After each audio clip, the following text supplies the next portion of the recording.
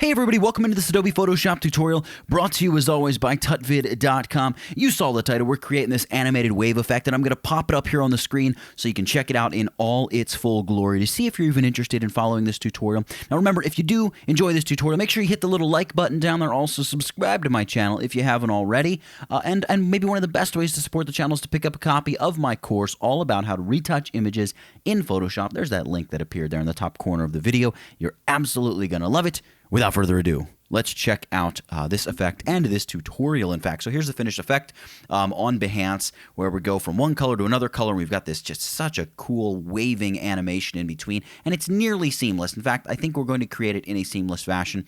I haven't quite entirely tested it out yet, but we'll see.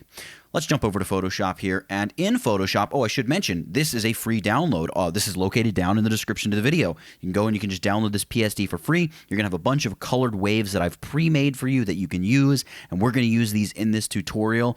So if you want to follow along, you can use the pen tool and draw your own, or you can just download these for free. You can go over to the website. Like I said, there's a link in the description of the video. All right, first step, Command or Control N to create a new document. And we're going to create a new document that is 1400 pixels wide by 100 pixels high. I normally would go a little bit bigger, but the file size tends to get pretty big as well. And 1400 by 100 for this particular effect, 1400 as a width tends to work really well with a site like Behance. So I'm just going to create with that in mind. All right, so we've got a very narrow background. We're going to come down here and hit this little half black, half white circle. And we're going to choose solid color to add a solid color fill layer. And I'm going to fill this layer with 000A25.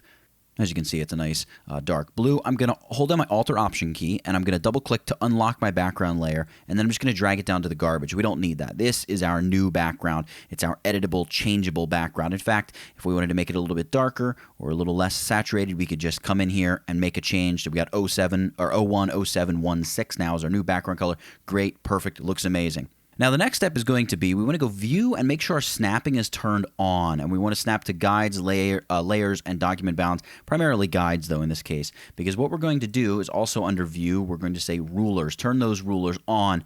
And now I'm going to zoom in. So the way that this effect works, I'm going to jump back over to Chrome so we can check this out.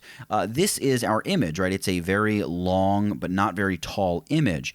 And the key is we want the bottom color to always be kind of like a very light color, a white or a very light beige color, something like that, which it is. So the waves can never completely disappear on the bottom. Otherwise, you're going to see that hard white line. The beauty of the effect right now is obviously it just looks like that the edge of the document is moving. So the way that we ensure we never touch the edge with our waves is we create some guides. So my first guide is going to be like my lowest guide, right around 86 pixels down. That's fine. So no color or no wave is ever going to be allowed to dip below this line. So we're always going to be sure that we have a constant strip of color running that entire 1400 pixels across the bottom of this animated wave. Then we're going to drag another guide out, and this is going to be the top because we also want the top of this, we never want the top of these waves to touch the very top of the document because then we're going to get a flat spot and you're going to see that the blue is a different image, right? We want it to look like the animated wave is really in there or building this illusion. So this top guide, whatever, it can be as high as you want. Let's take it up to like 12 pixels. That's fine. The key is you need some little buffer up there. And then we're going to drag a third guide into here, and this is going to be our start-stop point. So let's make this kind of low. Let's make it around 61, 62 pixels. So when we draw our waves with the pen, we want them to, they need to start and begin at the same exact pixel area in order for this to look like it's a seamless wave, right? So what I'm going to do here is grab my pen tool. Remember, we have our snapping turned on, so we're going to snap to these guides we created. We want to make sure that we're drawing a shape, and we can fill the shape with any color we want. I'm just going to go with a light orange, but you can really pick any color because it's so easy to change later on. What I'm going to do is I'm going to zoom out, and I'm going to click on the middle guide, and I'm going to hold down my Shift key, and I'm just going to pull some tangent handles out, and then I'm going to come out to about here, all the way up at the top guide. I'm going to pull to add another handle, and then I'm going to go all the way down to the bottom guide. I'm going to click, I'm holding down my Shift key, and I'm just pulling out some tangent handles. Now I'm going to come up to like the middle guide. Whoops, I'm going to come up to the middle guide, hold down Shift. There we go. Let's come back down to the bottom, hold down Shift, and I got to keep zooming out here. And if you like, before you get to the end, you can even go up to View Shut Off Snapping. That'll make it a little easier to create some little waveform action that doesn't really land on any of the little guides we've created. So you can just keep doing this, keep zooming out as need be. Just make sure you stay within those guides. You'll be in a safe zone in there. Hold down Shift every time you drag or drop an anchor point, and that's going to allow you to it's going to make sure that your waves are very nice and smooth because those tangent handles are going to be perfectly flat. Let's go back to view and turn snapping back on, and I'm going to snap to the bottom here. I'm going to add a little bit more to my wave, and now I'm going to come back to the midpoint here. I'm going back to the midpoint. I'm going to drag a little tangent handle out. Now what I need to do is hold down my Alt Option key and click on that last placed anchor point. Just like that. Hold down Shift now so we can draw an anchor or a path straight down and place an anchor point. Come all the way back across the document. Hold down Shift so we get a perfect flat bottom to our waveform. Click to add an anchor point there. Now we can zoom back in. Hold down my spacebar here, navigate over, and I'm going to join my path off. Now, you see how it's going to create that big loop? That's going to be a problem. So you want to hold down the Alt Option key. It's going to ignore any tangent handles in that anchor point and give us a perfectly straight line, and click to join off that path. Now, this path needs to be perfectly straight up and down, so let's grab our Direct Selection tool right there. It's this white arrow down here beneath the Type tool, and we're going to just drag a selection over that bottom corner of our new path. You see we're just selecting that anchor point, and then use your arrow key to just nudge it until it's perfectly straight. Great. Now we need to zoom way out until we can see the entire shape, and we're going to drag a selection with the direct selection across the bottom of this, and you can see what we've done is we've just grabbed both of the bottom anchor points to our shape, none of the top anchor points. I'm switching over to the magnifying glass tool to zoom back in, but when we switch back to our direct selection tool, you can see the selection holds. We still have those two bottom anchor points selected, that one and the one way off over to the right. Hold down your Shift key and just use your arrow keys to nudge this upward until you get it right to the bottom of the document. Let go of the Shift key and just use the arrow keys to really fine-tune where you're nudging it. But we want our wave to start at exactly the bottom of this document, and then we'll be in good shape here. So let's zoom out. We can deselect with the direct selection tool, go back to the move tool, we can zoom back in now, and I'm going to go select all, and we're just going to align this big waveform to the left edge of our document. So with the move tool selected, I can come up here and just select this, align to the left edge, just like that, Command or Control D to deselect. All right, so what we have is, I'm going to just go view, show, and I'm going to hide my guides for a quick second. They're still there, but I'm hiding them. What we have is if I hit Command or Control T, we have this very long waveform that we've created, and if we animate this across our little document like this, it's going to appear like we have these washing waves coming through. And when we layer this and place 3 or 4 layers and animate them all in unison, it's going to be a really cool effect. Now you can create these shapes yourself, or you can just go and download the PSD, where I've already created 10 different waveforms for you to play around with. And real quick, as we work our way through this, I just want to remind you guys, like I mentioned in the open to this video, you can support this channel by picking up a copy of my course on how to retouch images in Photoshop. Link appeared up in the top corner of the video. Head over there, pick it up. I think you're really going to like it if you do. And if you do pick up a copy, thank you so much. If not, this tutorial is still free, and there's hundreds of other free tutorials on the channel that you are absolutely, positively more than welcome to check out and enjoy to their fullest. Thanks for watching. Let's get back to the video. So let's use this. Let's grab this cyan colored waveform, maybe this very light blue waveform here. So I'm going to hold down Command or Control key and just click on it. You can see it's number 6, and I can just grab it and drag it over to my document, drop it in there, and we're going to hit Command or Control A to select all.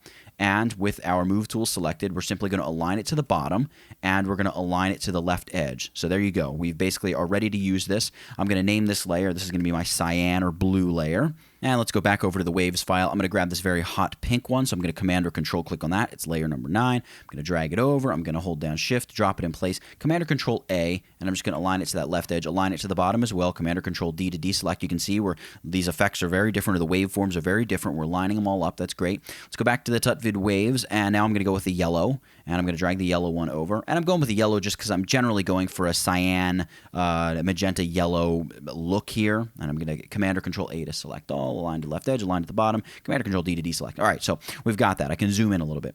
Now, what I want to do is really to get a good effect, you want these waveforms to be really long. Now, if you go too long, your file size is going to be just enormous, and if you get above 2 gigabytes, you can't even save it as a PSD anymore. You got to go with like the large format PSB file, I believe it's what, or not PSB. It's the very large PSD file. What is it? Let me just try saving this. The large document format.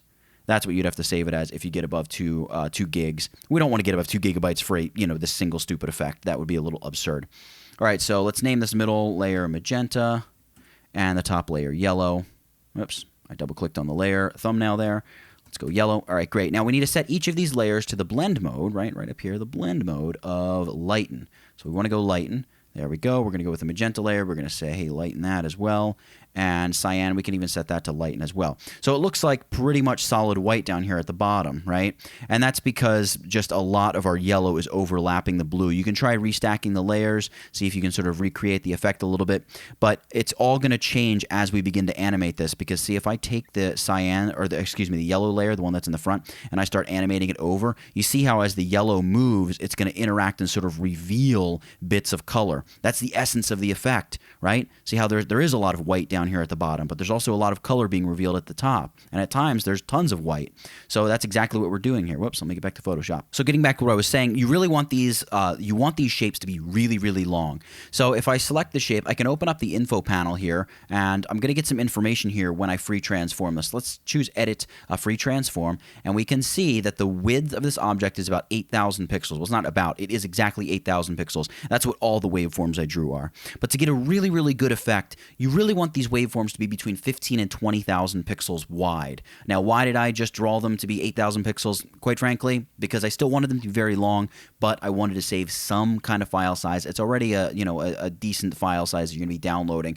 I didn't want to go stretching it out massive. It's easy to stretch these out, though, because they're vector shapes. So we can actually select them all. Select all layers. Select the top layer, hold down Shift, click on the bottom layer right there, yellow, magenta, cyan, and we're going to go Edit, Free Transform. And I'm going to, this is very important here, we want to set this anchor point up here. We want to set it to the left center anchor point. That way this edge stays perfectly anchored to that left side of our document. So we want to make sure that we align or anchor it to that left edge where we aligned everything.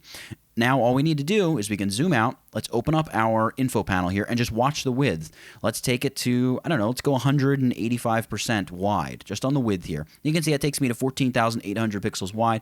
Maybe I want to go like 195, 15,600 pixels. See that readout right there? Width. 15,600 pixels. That's great. Let's go ahead and commit the change. And now we have really long, really long waveforms, which we're going to be animating. So let's jump in and do the animation. It all begins with the timeline window. So let's go up to window and come down and choose timeline. It's actually the timeline panel, not really window. And what we want to do down here, this is very important. You have a little drop down menu. You can choose to create a video timeline or a frame animation. You want to get this right, because if you create a frame animation, you can never go over to video timeline. And if you create the video timeline, you can't go to the frame animation. So we want to create a video timeline, very important. And once you do that, just click on create video timeline. And look at what we have. We have each of our layers here. Color fill, the shape, which actually, let's just delete this shape so it's not distracting us. We have our color fill or our background here. In fact, let's just name that background, because that's never going to change. Just our background, and then our three waveforms, cyan, magenta, yellow, and we want to animate each of these. This is actually going to be pretty easy. Creating the shapes took all the time, and aligning them and getting all that stuff set. It's very important stuff, but it's really what took the time. This is as easy as going in and just making it work. Whoops, let me just undo that. I messed something up. I want to come down here to the bottom and check a couple things first. Let's first zoom out on our timeline by hitting this little small mountain icon. And I want to drag each of my layers out. So they're about maybe 9 seconds long. I want to make this animation a little bit longer so it's a little bit smoother. So you can see there how it says the end and the duration of this layer is 9 seconds. You can see up there 9 seconds, right? 8 seconds, 7 seconds. All right, we're going to do the same with the rest of our layers, and they'll snap into place at this point. So let's just make sure we drag all of them, including the background, so we don't lose our background color. So if we export this animation, we're going to have a 9-second long animation, which is great. Now, down here, we have our file set to 30 frames per second. That's going to give us a very nice, very smooth animation. I like it. It's going to work really well for us. So let's begin here with cyan. So we're going to hit this little arrow right here next to the word cyan, and we have a bunch of different things we can keyframe or animate. And to create a keyframe, we hit any one of these stopwatches. The only thing we need to worry about is, you might think position, right? Because we're going to shift the position to get this animation. But because this is a vector shape layer, we actually don't want to adjust the position. That's not going to work. In fact, if I place a keyframe, I think Photoshop will give me, a little message saying, look, animating the layer position may not have any effect. Why? Because this is a shape layer. You may need to animate the mask. Okay, thanks Photoshop for that little tip. What we need to do is work here with the vector mask position, because it is a vector shape layer. So we're going to place a keyframe, and what this is saying is telling Photoshop, hey, this is where the animation begins, just the way the shape looks. Then we're going to come all the way to the end of the animation. With the cyan layer selected, all we need to do now is go select, select all, and animate this shape layer to the right edge of our document by hitting this little icon right here. Boom. And you can see, well, if I back this up and scrub through my animation, you can see how that blue layer is now moving through beautifully. All right, that's all we need to do. Now let's repeat the process. We're going to do it fast here. For magenta, we come into magenta. In fact, we can just deselect our selection so it's not distracting.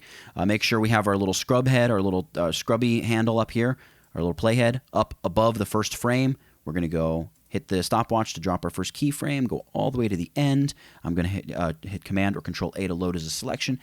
Position this magenta layer or align it to the right edge of our selection, Command or Control D to deselect, and now blue and magenta are both moving along in there. Great. See? Nice and easy. Let's do the same for the yellow. I'm going to come into here, go vector mask position, move to the end, Command or Control A, align that bad boy to the right. And by the way, that keyframe is automatically placed because Photoshop is doing what's called auto keyframing. You have an initial keyframe set. When you change the property, in this case the vector mask position, when we change the positioning of that vector object, Photoshop says, hey, look, that changed. I'm going to automatically create an animation between these two keyframes. So now we have this full animation created, and you can see there it is. And let's just close this up. We're going to export this animated GIF, and we'll set it to basically loop forever. All right, so let's zoom in on this a little bit just so we can get a better look at it. And you can scrub through and check out the animation. And if it looks the way you like it, great. Everything is good. We're good to go. Now what we need to do is export this. Now I find one of the easiest way to export an animation is to use the old Save for Web dialog box. It's just so simple and easy to do. We'll go File, Export, Save for Web Legacy. If you don't have Adobe CC, this is Save for Web and Devices. And you're gonna recognize the dialog box here when it pops up. Now remember, we have just our normal 1400 by 100 pixel document we've created. Here's the important stuff. We want to make sure we're exporting an animated GIF file, and I'm going to go with the full plethora of 256 colors. I want maximum number of colors in there so it looks like it's the highest quality possible. And then down here, this is super important stuff. Looping options. We want to change this from once to forever. Now, note, you can also go other, where you actually choose a number of times it plays. Maybe you only want it to play 10 times. But in this case, remember, it's going to be sort of this transition in our Behance project. Therefore, we just want it to play forever. We never want it to stop. And we're going to go ahead and choose Save. I'm going to save this. I'm going to save it on my desktop, and I'm going to call this Waves Transition. And then choose Save. And it's going to export this animation, and we're good to go. Now, the one thing that I want to point out here, and it's a really important thing, if you're taking this and placing it into like a Behance project, what you want to do is you would create two different types of artwork here. So this is the artwork that would go beneath our animation. This is the artwork that would go above our animation. So with this artwork, what we would do is we would come into our waves file, and we would make sure that the background color, this background blue, is the same in both of these documents. So this background blue, there we go. And now we would save this file out. So I'm gonna go File, Export, Export As, and we'll just save this out as a simple JPEG. So I've got it, JPEG, boom, great. Export all. Let's export this to our desktop. Export, great. It's going to save that out. And then we would come to our waves file, and we would sample the color of sort of the conglomeration of all three of these layers stacked up to make this lighten effect. We could also, by the way, take a little gradient, a little white gradient, and fade it along the bottom if we wanted it to go to perfect white and it wasn't quite perfect white. Let's grab our eyedropper tool, select that, click on our color picker. We can see it's not perfect white. It's close to perfect white, but not quite. Let's just copy that, FFF3FF, hit OK, and we would come to the piece of artwork that's going to be just below this animation and select that background layer. See, it's another solid color fill layer, and just fill it with that color, hit OK. You can see it looks pretty good. We're going to save this now, or export this file, Export, Export As, and we would export this file out. You can see here it's going to come up, boom. And we're going to export as a JPEG. We're going with quality at 100% just because right now. Go export all. Whoops. Go export all. Don't drag the dialog box. And we're just going to export it to the desktop as well. Export. Voila. And then we would jump right over to Behance, where we have presumably a new project. And the first thing you want to do is choose your Edit Styles and Layout here. Edit Styles and Layout. And make sure that spacing is set down to 0. That way there's no space in between our images. Go ahead and save that change. And then just choose to upload files. So from Files, we'll begin with our, we'll go to the desktop, and we'll begin with our, not body part, but header part B for Behance. All right, great. So we've placed the header, and then we'll come down here. We've got Insert Media, hit the Upload option, and we would choose our waves transition.gif. Hit OK. Great. That's in place. It's going to load that. See how it looks seamless. Great. Looking good. And then let's insert the media, and this is going to be the body part Behance. Go ahead and hit open, and that's going to upload just below. And we could then just choose to preview it, and there you see what we're getting. We got this really cool colored wave transition, and it's seamless on both sides. You can see the loop is not really all that seamless, so I definitely didn't pre-run it before I did this. But you can take any of these waves and you can create them, and if you want to speed the wave up, it's simply a matter of coming into your file, and instead of here down on the timeline, instead of your animation taking place over 9 seconds, make it take place over 4 seconds or 6 seconds. The more you shorten the duration of your animation, the faster Photoshop has to move that graphic along. The longer the graphic is, and the shorter the longer the graphic is, the longer the animation is, the slower it's going to kind of move through your document. And the shorter everything is, the faster it's going to have to breeze through it. So it's really all up to you and how you want to use this animation, how you want to create this animation. I thought it was a cool effect that I absolutely had to share with you. If you enjoyed the tutorial, again, make sure you hit the like button, drop a comment down below if you feel so inclined. Make sure you subscribe to my channel so you never miss another video in the future. For creating this multi-layered, multifaceted, ebb and flow waving transition in Photoshop, that's it. Get it? Got it? Good. Nathaniel Dodson, tutvid.com. I'll catch you in the next one.